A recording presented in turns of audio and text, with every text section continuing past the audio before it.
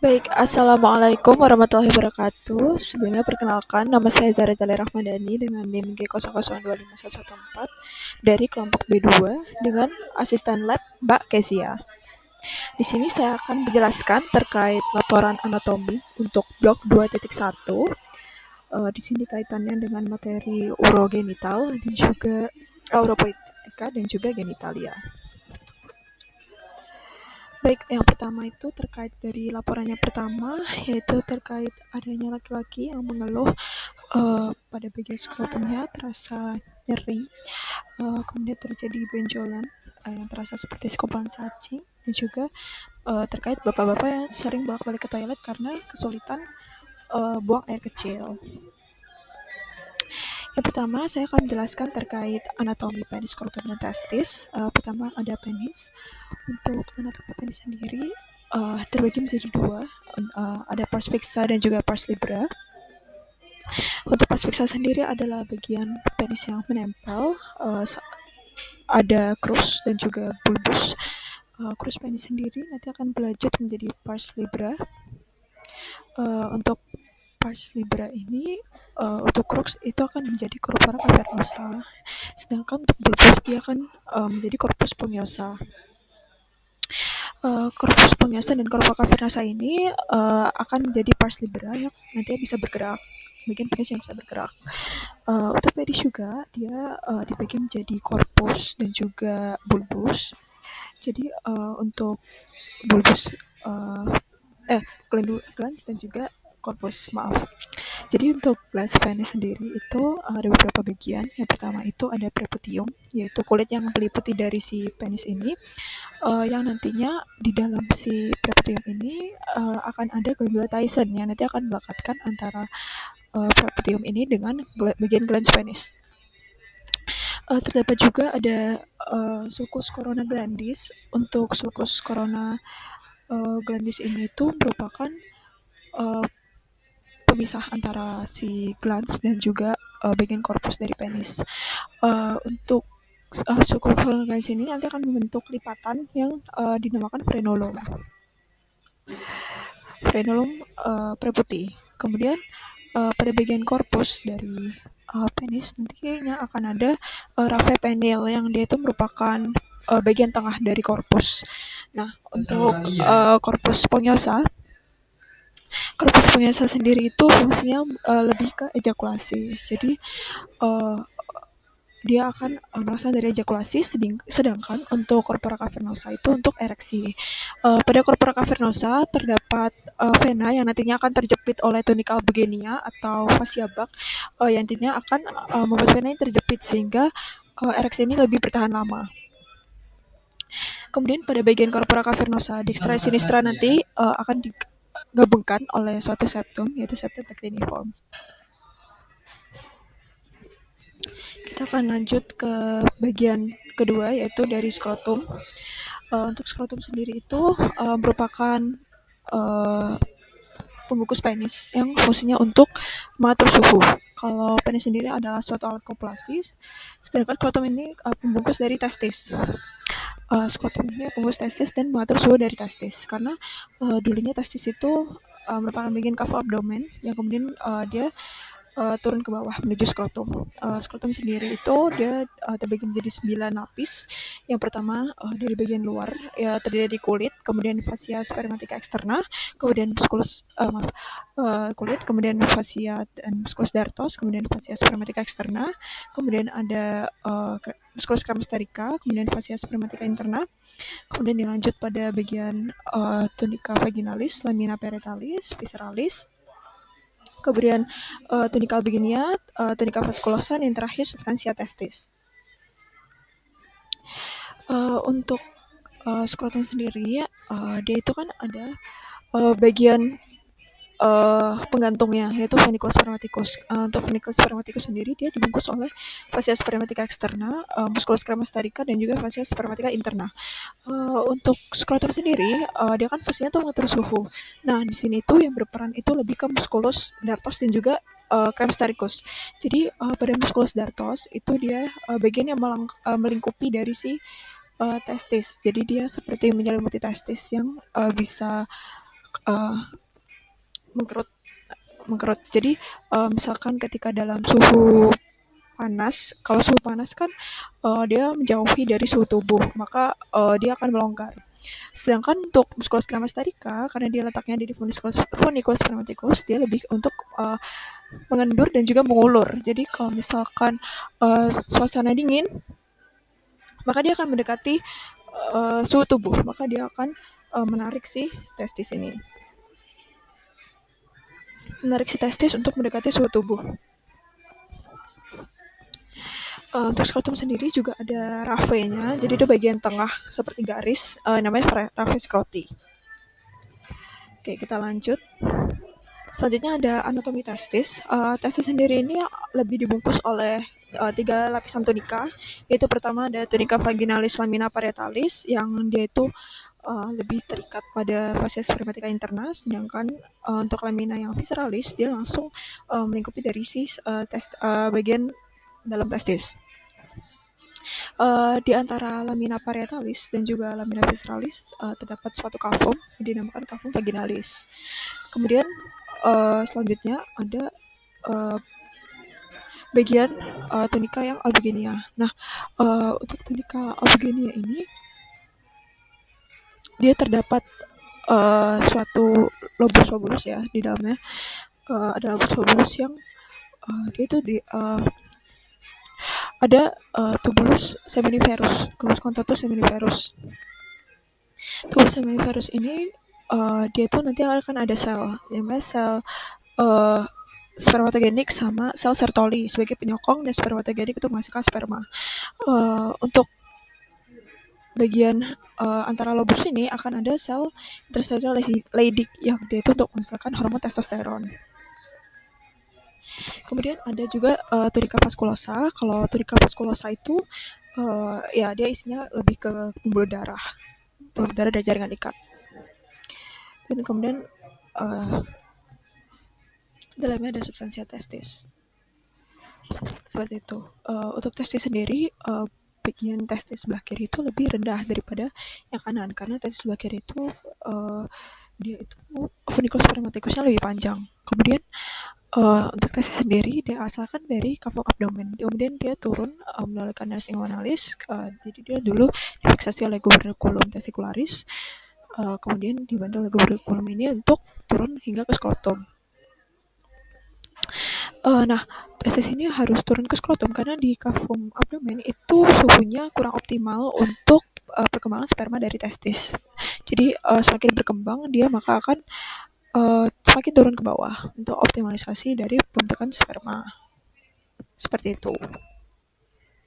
Prosesnya dari penurunan itu adalah descensus testiculorum. Baik, selanjutnya di sini saya akan melanjutkan pada pertanyaan kedua, yaitu anatomi dari proses alur sperma. Jadi untuk alur sperma sendiri dia itu dimulai dari sel spermatogenik yang ada pada testis. Jadi spermatogenik ini dia akan menghasilkan sperma yang kemudian dia akan dihasilkan di tubus contortus seminiferus, kemudian berjalan ke tubus rectus seminiferus.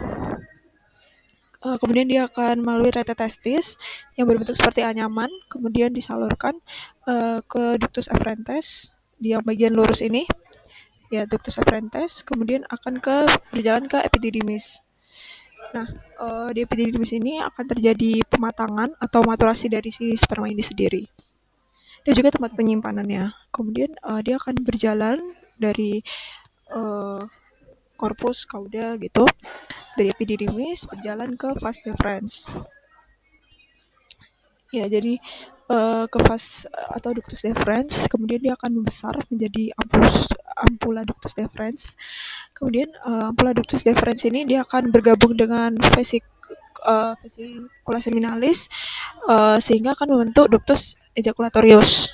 Nah, ductus ejaculatorius ini akan bermuara di ostium ductus ejaculatorius yang kemudian dia akan berlanjut ke uretra yang pars prostaticus. Jadi dia ada di antara dua prostat, kemudian lanjut ke pars membranacea yang ada bulbo uretralisnya, kemudian ke pars spongiosum. Pars spongiosum bagian yang paling panjang uretranya, kemudian dia akan berakhir di ostium uretra externum dan terjadi ejakulasi. atau pengeluaran dari sperma itu tersebut. Oke, selanjutnya di sini saya akan membahas terkait anatomi klinis pada kasus yang dibahas pada laporan satu. Yang pertama itu ada torsiotestis, di mana testis ini dia mengalami eh, terpelintirnya testis ini. Dia ada dua, yaitu di luar vaginal atau tunika vaginalis, dan terpelintirnya itu bagian dalam vaginalis. Jadi di bagian pembuluh spermatikus kan isinya ada arteri testicularis, plexus venosus familiformis, ya dimana ketika itu terpelintir itu akan bahaya karena akan mengakibatkan iskemik pada testis karena uh, vaskularisasinya tidak optimal sehingga bisa bahaya karena ya bisa menyebabkan nyeri dan nggak bisa menyalurkan nutrisi lah di pembuluh darah tersebut. Sehingga ketika terjadi torsiotestis harus segera dikembalikan seperti bentuk semulanya. Seperti itu. Kemudian selanjutnya yang kedua itu ada varikosel. Jadi ini varises pada pembuluh darah vena. Jadi varikosel ini dia uh, membesar bagian venanya. Yang dimana ini bahaya karena jadinya tuh darahnya jadi tertahan di bawah, nggak bisa naik ke atas. Yang nantinya lama-lama bisa mati jaringannya dan tidak tersuplai dengan baik oleh darah. Ini ya seperti varises gitu. Selanjutnya ada anatomi klinis kasus untuk pembesaran prostat. Nah, di sini itu ada dua, benigna prostatiperplasia dan juga kanker prostat. Jadi untuk benigna prostatiperplasia itu masih dalam bentuk jinaknya, sedangkan kanker prostat ini dia sudah mulai udah ganas gitu. Jadi benigna prostatiperplasia itu banyak ditemukan di bagian transisionalnya dari prostat ya. Uh, Sini aku mau lebih bahas ke yang benigna. Ya sebenarnya sama. Terkait pemeriksaan prostat ini itu bisa dilakukan dengan metode rectal torsion. Jadi rectal torsion itu memasukkan jari di bagian anus, jadi menembus ke rektum, kemudian uh, diperiksa untuk memegang bagian prostatnya. Kalau misalkan prostatnya itu dia lunak, terus kenyal, permukaannya halus dan masih bisa bergerak, itu berarti masih tahap jinak atau benigna prostatiperplasia. Sedangkan kalau sudah di tahap terfiksasi, kemudian keras dan berbagai kasar, itu sudah masuk ke cancer prostat. Nah, untuk prosedur dalam jika terjadi pembesaran prostat itu ada namanya TURP atau transurethral resection of prostat, ya prosedurnya. Jadi itu memasukkan ini penanganan secara invasif ya. Jadi dia memasukkan seperti alat TURP ini ke dalam melalui penis, kemudian dia akan mengambil jaringan prostat yang pembesaran karena kalau prostat ini membesar itu akan menghambat dari uretra karena uretra kan letaknya di tengahnya kedua prostat itu. Dan pada kasus bapak ini tidak bisa kencing gitu dan kemudian ada pembesaran prostat pada bapak ini dan harus diambil karena nanti akan menghambat dari uretra ini sehingga bapak ini nantinya nggak bisa kencing lagi, jadi harus dilakukan prosedur TURP ini. Baik, selanjutnya adalah laporan kedua. Untuk laporan kedua ini terkait dengan organ sistem uropoetika dan juga perjalanan urin dari ren sampai uretra. Oke, baik. Pertama, sini saya akan menjelaskan terkait ginjal. Jadi ginjal itu merupakan organ peritoneal, jadi letaknya itu lebih di posterior abdomen, dan dia tingginya itu setinggi torak 12 sampai lumbal 3. Tapi untuk bagian dextra itu lebih rendah karena ada hepar-lobus dextra yang dia itu emang lebih besar kan dari yang lobus sinistra. Pada ginjal ini dia di bagian atasnya juga ada organ suprarenal ya. Suprarenal, terus dia ada bagian seperti pada bagian superiornya dia itu lebih kayak membulat gitu. Kalau bagian bawahnya nggak sebulat yang bagian superior. Kemudian bagian medialnya itu terdapat ada hilus. Hilus ini nanti ada arteri vena renalis dan juga ada pelvis. Kemudian di bagian lateralnya itu dia lebih cembung gitu untuk margo lateralisnya. Kemudian untuk bagian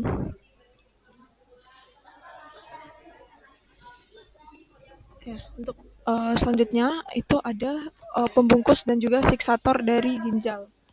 Jadi pembungkus atau fiksator pada ginjal itu bagian yang paling dalam itu ada kapsul fibrosa. Jadi ini yang langsung melingkupi dari si ginjal. Kemudian selanjutnya ada perirenal fat, kemudian fascia renalis, dan juga yang terakhir paling luar itu pararenal fat.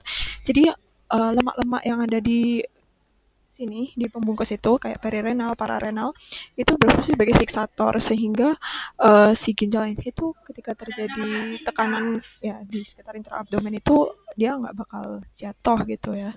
Jadi dia bakal terfiksasi karena ada fascia renalis, ada adiposumnya yang membantu ginjal untuk terfiksasi. Selanjutnya untuk bagian interna dari ginjal ya, kan dia ada korteks sama medula. Kalau korteks itu lebih ada columna renalis, jadi di antara piramida di situ ada si columna renalis. Kemudian kemudian untuk bagian medula itu dia ada beberapa bagian seperti piramidus renalis yang bentuknya seperti segitiga. Kemudian ada papilla renalis itu yang letaknya ada di apex. Kemudian ada bagian foraminanya, jadi tempat keluarnya gitu, yang nanti akan menuju ke calyx minor. Calyx minor ini nantinya akan bergabung calyx minor menjadi calyx mayor. Calyx mayor bergabung menjadi pelvis renalis. Ya nanti pelvis renalis akan berjalan ke uretra. Tuh, jadi ada juga sinus renalis, dia kayak pelebaran dari si hilusnya, jadi kayak sekitar sini lah ya. Oke, kita next ya. Selanjutnya ada ureter. Jadi ureter itu dia berjalan dari ren sampai ke belakang posterior vesica urinaria. Jadi untuk ureter itu dia ada 3 penyempitan. Jadi 3 penyempitan ini yang sering terjadi adanya ureterolithiasis atau batu di dalam ureternya. Jadi yang pertama itu ada di uretropelvica junction. Jadi itu transisi dari ureter ke dari pelvis renal ke ureter. Kemudian ada juga dari bifurkasi iliaca communis. Jadi kan ini ada iliaca communis ya. Dan situ jadi penyempitan antara ureter dan juga iliaca communis. Kemudian yang ketiga itu ketika memasuki vesica urinaria, itu juga terjadi penyempitan di situ. Yang akan berpotensi untuk bentuk batu. Nah, ketika ureter ini masuk ke vesica urinaria, dia tuh berjalan secara diagonal agar tidak terjadi reflux. Jadi ketika vesica urinaria penuh, dia nggak akan kembali ke ureter gitu. Baik, selanjutnya ada vesica urinaria. Vesica urinaria ini banyak fasiesnya ya. Pertama dia ada basis ini. Kemudian ada superior, basis itu letaknya di posterior. Kemudian ada infralateral. Kemudian di bagian apexnya itu ada ligamentum umbilical media. Ya, kemudian ada infralateral gitu. Dan kemudian ada bagian yang paling terfiksasi itu ada kolom cervix. Jadi pada wanita dan laki-laki itu berbeda ya. Untuk kolom cervixnya itu kalau perempuan itu dia tertanam di pubo vesicalis, sedangkan kalau laki-laki itu di pubo prostaticum gitu. Kemudian untuk bagian internalnya dari vesica urinaria, dia ada beberapa bagian ya. Pertama ada uvula vesica. Ini dia letaknya di belakang ostium si vesikanya ini. Kemudian dia juga ada plika antar ureterica. Jadi dia di antara ostium ya, dari ureter ini, ostium ureter maaf. Kemudian dia ada juga trigonum vesica leotaudi ya. ini bagian dari interna dari vesika urinaria ya. Kemudian dia akan masuk berlanjut ke uretra. Ya, jadi uh, dia ini akan kayak uh, dilingkupi oleh uh,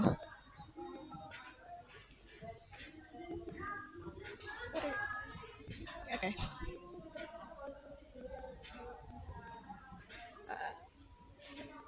Ya, jadi ada di sini ada dilingkupi oleh sphincter urethra interna.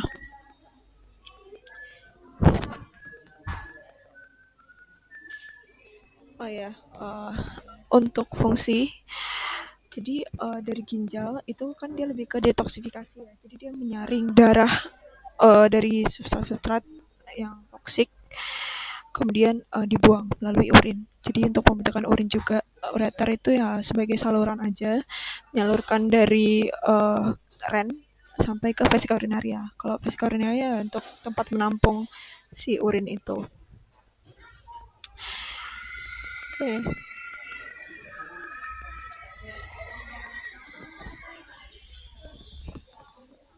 Oke, lanjut kita ke uretra. Uretra ini juga tempat pembuangan urin ya, yang terakhir. Jadi, maaf. Jadi uretra pada laki-laki dan perempuan itu berbeda. Kalau pada perempuan dia lebih pendek, makanya perempuan itu lebih sering terkena ISK atau infeksi saluran kemih karena dia lebih pendek gitu. Jadi penyebaran bakteri lebih cepat. Sedangkan kalau laki-laki itu lebih panjang kan untuk uretranya. Uh, pada laki-laki juga dia tidak hanya mengeluarkan urin, tapi juga mengeluarkan sekret ya, sekret seperti sperma uh, dari semen dari ejakulasi gitu. Untuk perempuan uretra itu sekitar 4 sampai 6 cm itu. Oke, kita akan bahas uretra pada laki-laki ya, karena lumayan kompleks.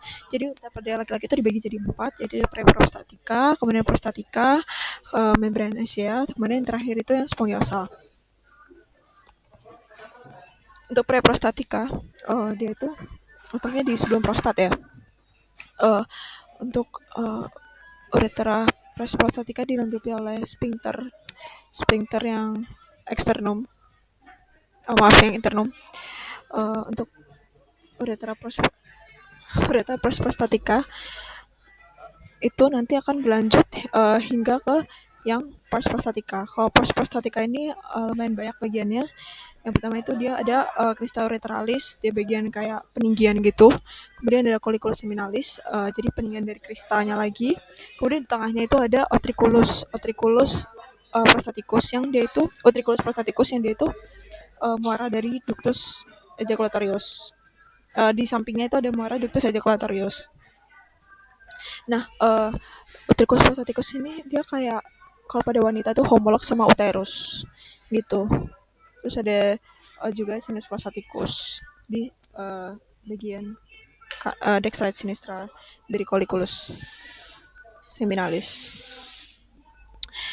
Kemudian pada bagian pars prostatica dia akan melanjut ke pars membranaceae. Pars membranaceae ini paling pendek dan juga paling sering ruptur karena dia kan pendek ya. Dan dia itu dilingkupi oleh bulba uretralis. Jadi bulba uretralis ini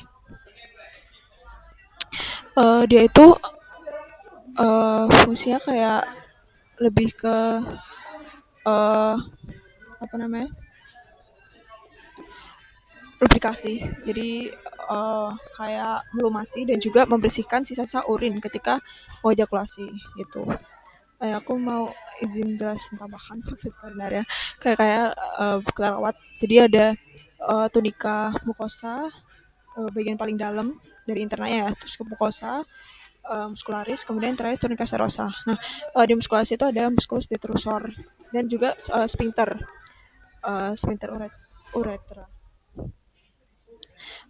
Untuk detrusor ini dia itu akan berkontraksi ketika mau pipis. Jadi dia mengeluarkan urin. Kerjanya itu berarti lebih ke parasimpatis ya kalau mengeluarkan urin. Sedangkan untuk sphincternya itu nanti dia akan relaksasi gitu. Jadi kerjanya kebalikan antara detrusor sama si sphincter uretra ini. Kemudian untuk bagian maaf, untuk bagian eh, mukosanya itu ya tadi kayak trigonum vesica, uvula kayak gitu. Uretra ini ya tadi fungsinya untuk sebagai saluran ya pengeluaran urin. Tapi kalau pada laki-laki itu juga sama semen gitu. Terus terakhir itu ada uretra parasponiosa. Untuk parasponiosa itu saluran yang paling panjang. Karena dia paling panjang, dia itu ada beberapa glandula yang ada di situ seperti glandula litra. Jadi glandula dilakatnya glandula litra tuh kayak apa ya pelumas tapi dia bagian glans penisnya gitu.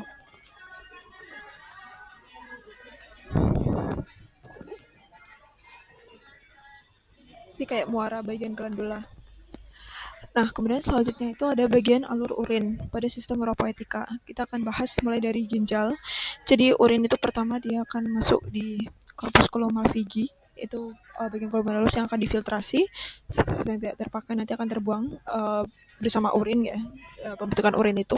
Kemudian akan berjalan ke tubus contratus proximal, beberapa bagian yang masih diperlukan itu akan diabsorpsi lagi. Kemudian ke handle itu dari yang descendant dulu yang turun.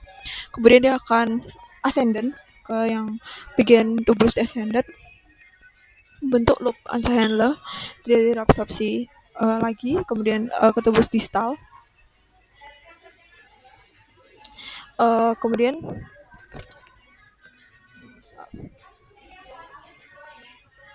ya kemudian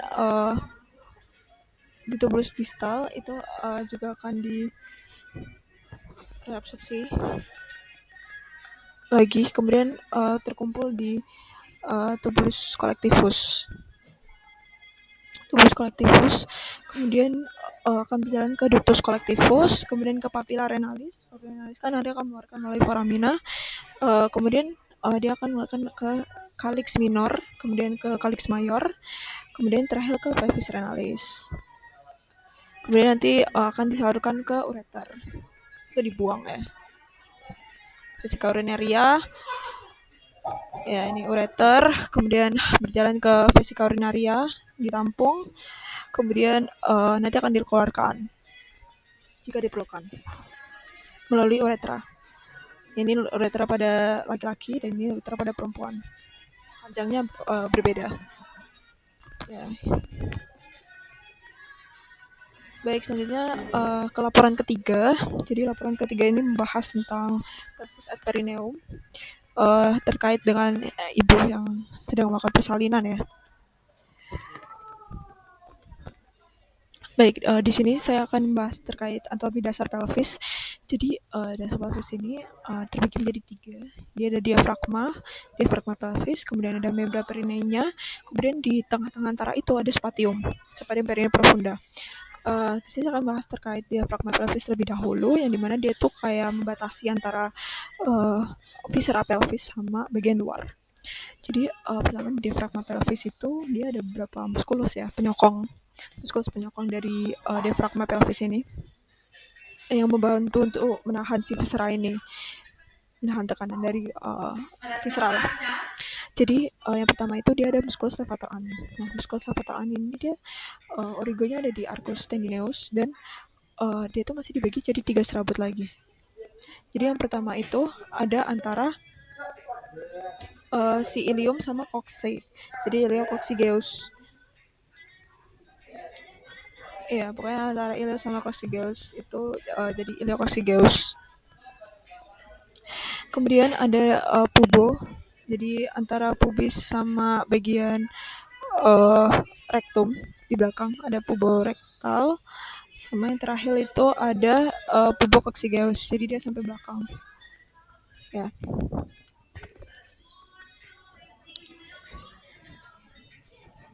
Kemudian selain levator ani juga, jadi levator ani juga ada musculus coccygeus. Kalau coccygeus itu organnya di spina sciatica. Untuk insersionya ada di coccygeus. Dia sebagai penyokong juga dari diafragma pelvis. Tuh.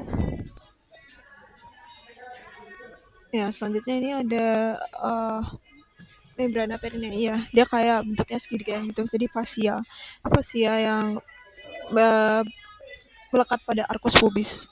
Di antara ligamen pubis ini sama si membran perineum ini ada celah gitu, celah. Jadi nggak yang tertutup rapat gitu, ada celah di antara situ. Untuk membrana perineum ini, dia itu dengan diafragma pelvis itu akan terdapat spatium. Jadi spatium perineum profunda ini dia ada isinya, jadi ada muskulusnya. Jadi yang pertama itu untuk laki-laki itu hanya berisi musculus sphincter externum dan transversus. Jadi yang berjalan horizontal itu sphincter itu yang transversus. Sedangkan untuk pada perempuan itu dia karena ada vagina ya, karena ada vagina di antara uh, dia di dekat uretra itu, dan juga dia makanya ada uretra vaginalis, tambahan sphincter uretra vaginalis dan juga musculus kompresor. Jadi perempuan itu isinya lebih banyak muskulusnya. Nah, ini kemudian ada perineum. Jadi terkait perineum ini, dia itu dia kan membentuk segitiga ya, segitiga. Jadi dia membagi urogenital dan juga analis ini menjadi trigonum. Jadi untuk bagian superiornya itu dia dibatasi oleh batas inferior dari symphysis os pubis, sedangkan pada bagian inferiornya itu dia oleh apex dari os coccygeus. Untuk bagian diagram urogenital dan analis ini, ya ini pada laki-laki dan perempuan. Kalau pada perempuan, perineum ini biasanya untuk prosedur episiotomi ya, gitu. Jadi dia akan membentuk trigonum gitu dari perineumnya. Baik, selanjutnya di sini aku akan membahas terkait perbedaan pelvis pria dan wanita, karena seperti yang kita tahu wanita itu kan mengalami persalinan ya. Jadi tentunya pelvis pria dan wanita itu berbeda. Jadi yang pertama kita bahas dari aperturanya. Kalau wanita itu lebih bulat bentuknya, membantu dalam persalinan untuk kepala bayi buat keluar. Kalau laki-laki itu bentuknya kayak jantung. Terus pada perempuan juga itu pada exitus pelvisnya itu dia lebih luas, sedangkan pada laki-laki itu lebih sempit. Kemudian selimnya laki-laki juga lebih tegak, kemudian wanita itu lebih miring lateral. Skoksiknya wanita lebih lentur, skoksiknya laki-laki lebih kuat keras gitu. Jadi fungsinya itu disesuaikan gitu oleh yang pencipta. Karena wanita itu ya kodratnya melahirkan gitu. Kemudian ya untuk bagian spinanya juga wanita tuh nggak terlalu menonjol, yang laki-laki itu menonjol gitu kurang lebihnya. Ya selanjutnya kita ke bidang Hodge, karena tadi pada kasusnya si ibu ini ya mengeluarkan si bayi ini ya lewat bidang Hodge ini. Jadi dari bidang Hodge itu dibagi jadi 4 ya. Jadi bidang yang pertama itu dia menyentuh dari promontorium sampai batas atas symphysis os pubis. Itu bidang Hodge pertama. Kemudian bidang Hodge kedua itu dia di bagian inferior dari symphysis os pubis, dia nanti sejajar dengan bidang Hodge 1. Kemudian bidang Hodge 3 itu dia akan ke spina sciatica yang nanti akan sejajar dengan bidang Hodge 1 dan 2. Kemudian bidang Hodge keempat dia itu akan sampai ke os sakral ya. Ya nanti dia akan sejajar bidang Hodge 1, 2, dan 3. Itu. Ya ini berguna untuk mengetahui pembukaan dari si ibu ya sudah sampai mana. Jadi dilakukan vaginal touche untuk memeriksa dari pembukaannya. Kemudian selanjutnya di sini saya akan membahas terkait episiotomi. Jadi kalau untuk episiotomi ini semacam prosedur persalinan mulai pravaginal ya, terjadi untuk mencegah ruptur dari musculus sphincter ani pada anus. Jadi ada 2 metode, ada yang medial dan juga mediolateral. Jadi kalau mediolateral itu kayak dimiringin 45 derajat. baru dipotong. Ya, tujuannya ya untuk tadi mencegah ruptur dari bagian sphincter ani. Jadi ini dilakukan dipotong di bagian perineum sang ibu. Itu. Ya, sekian dari saya. Terima kasih sudah mendengarkan.